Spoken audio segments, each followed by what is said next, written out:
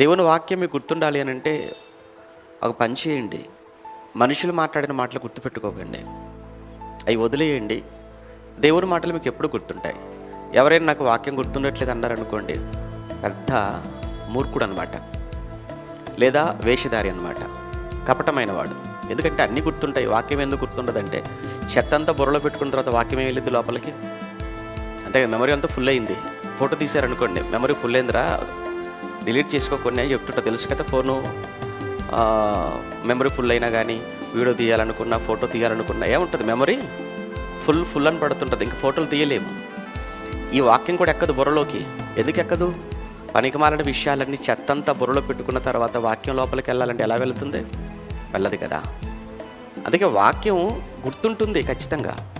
అది ఎప్పుడు అంటే మనుషుల మాయ మాటలు, చెడ్డ మాటలు, తప్పుడు మాటలు, కాని మాటలు, ఇవన్నీ మన మనసులో నుంచి మీరు మనం ఎరేజ్ చేసుకున్నప్పుడు, తొలగించేసుకున్నప్పుడు ఈ మాట చక్కగా లోపలికి వెళ్తుంది.